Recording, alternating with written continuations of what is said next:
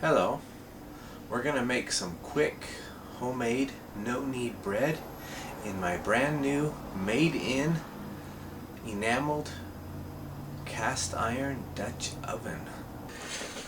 Okay, that's a pretty simple recipe. You just need around 2 cups of warm water, a little bit of yeast, either 1 packet, or I usually use about a tablespoon or so of this quick rise. You can use regular yeast. I use a little bit of sugar for the proofing, 4 cups of whole wheat flour, and a pinch of salt. So we'll go ahead, we'll dump the water in the bowl, and we're going to go ahead and put in our quick rise yeast.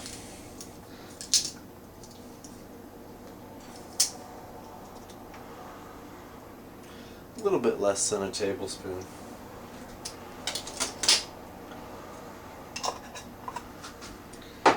And with the sugar, I probably just add a tablespoon or 2.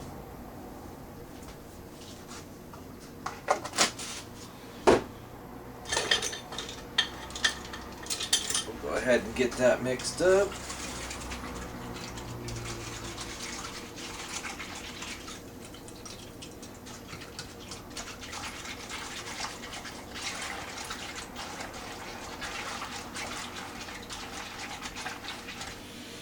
Okay, we'll let it go ahead and sit for like 10 minutes and check for bubbling. Okay, let's go ahead and check that yeast. Alright, we got a little bubbling action going on. So we got life. So now what we're going to do, get about a teaspoon of salt or so. We'll mix that in our flour.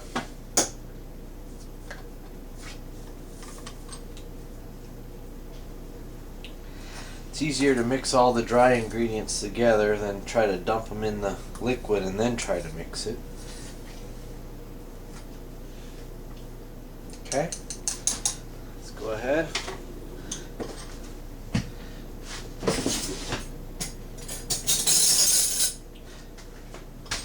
We'll put that flour in with the yeast, water, sugar mixture. And if you end up with too much flour or too much water, you can always just add a little extra flour or a little extra water.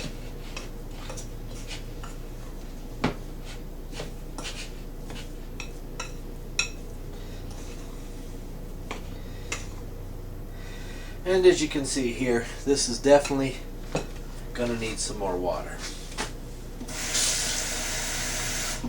Usually I use white flour, but whole wheat flour is a bit more absorbent. There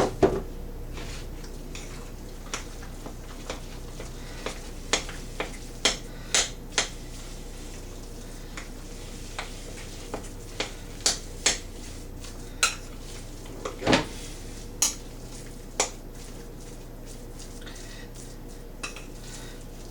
Yeah, whole wheat flour definitely, this is the first time I've actually used whole wheat flour, so this is kind of a change up. I decided to shoot a video making this bread,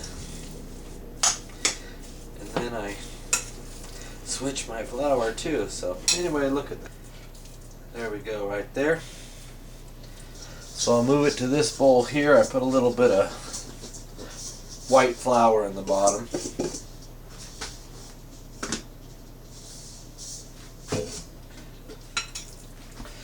Go ahead and put that in there, just like that right there, and we'll go ahead and cover it up and check back in about an hour and a half and make sure we got some rise going on. Oh, it's been an hour and a half. Oh yeah, look at that. So we'll go ahead and pop it down a little bit.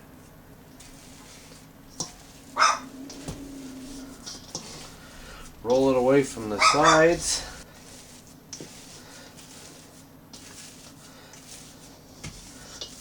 Okay. Just kind of roll it in. There we go. It's condensed down a little bit again. So now we'll go ahead and let it sit for another hour and a half. Okay, it's been another hour and a half. Oh, look at that. This is really fluffing up.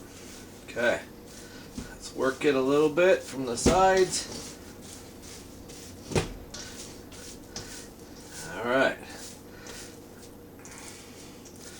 Fold it in on itself.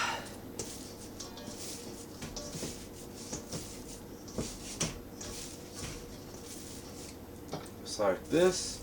A little flour on my plate right here.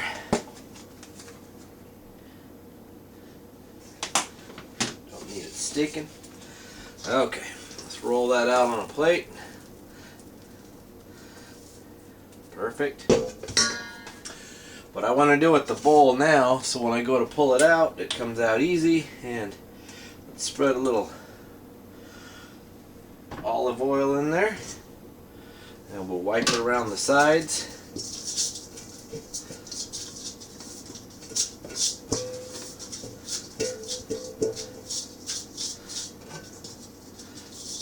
Okay, perfect. Just like that. Now I'm going to sprinkle a little flour inside there. Try not to make too much of a mess. I'm going to dump my dough in there. A little flour on top of it.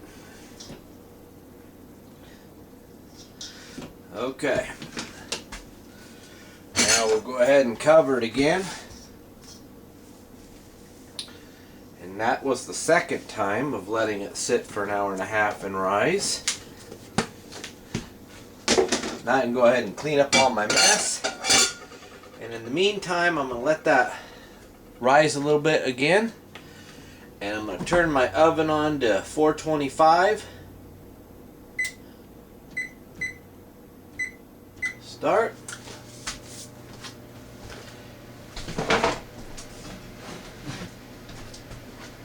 And I'm going to stick in the oven my made-in 5.5 quart Dutch oven. Alright. And we'll go ahead and let that heat up to 425 degrees, and then we'll let that Dutch oven sit in there for about 45 minutes so it gets completely hot. And we'll check back. Okay, this is where it gets to be the tough part. You got to pull that hot Dutch oven out of your oven without burning yourself. When it's heated up that high, the oven turns a darker red. Kind of interesting. But anyway, you don't add oil or anything to it.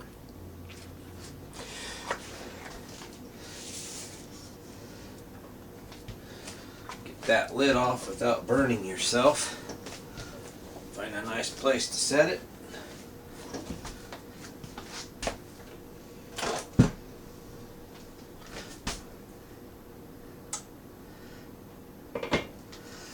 Okay, that pan is 425 degrees. We're going to go ahead and get our bread dough out of there.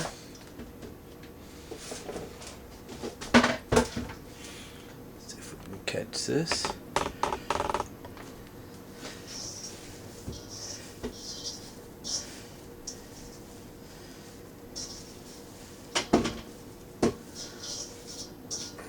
Kind of work it a little bit off those edges, the sides, and what we'll do, just bring it up here and we'll drop it straight into the pan, just like that.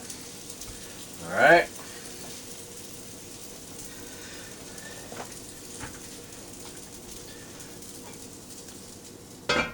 put that lid back on, and we're going to go ahead and put it back in the oven for 45 minutes, still set at 425 degrees.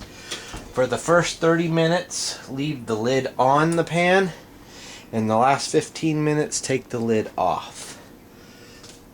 Of course, being very, very careful. Alright, I'm going to set my timer for 30 minutes. When that 30 minutes is up, I'll take off the lid. And then we'll go ahead and, after the 15 minutes without the lid, we'll check out that loaf. Alright. Okay, we just hit the 45 minutes.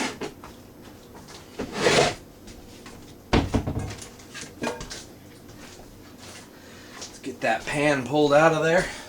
Don't forget, it takes a long time for this cast iron to cool down where you can touch it by hand. So let's go ahead and get that pan out of there.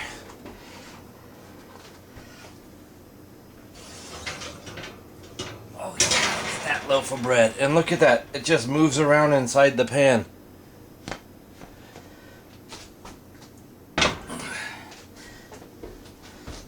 Ooh, that's hot. Okay. Now get it out of there without touching the pan.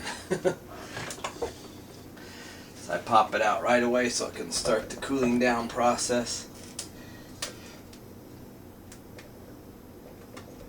There we go. It comes out a little bit fluffier with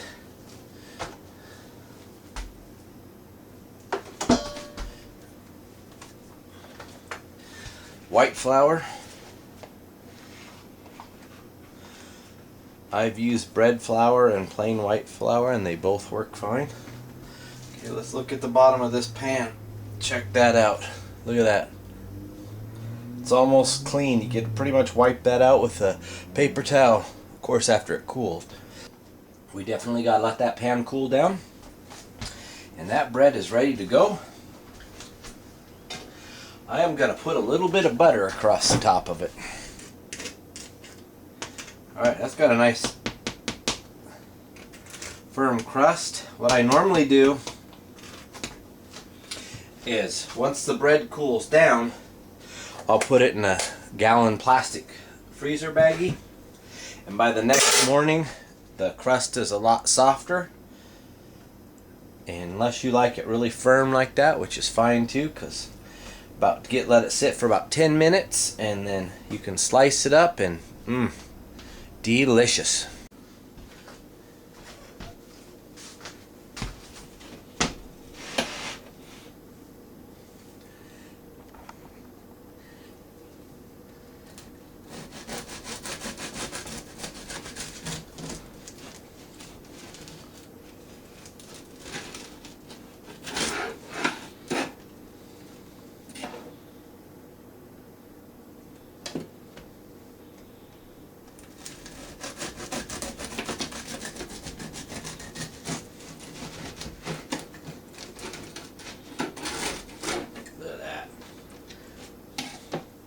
Delicious.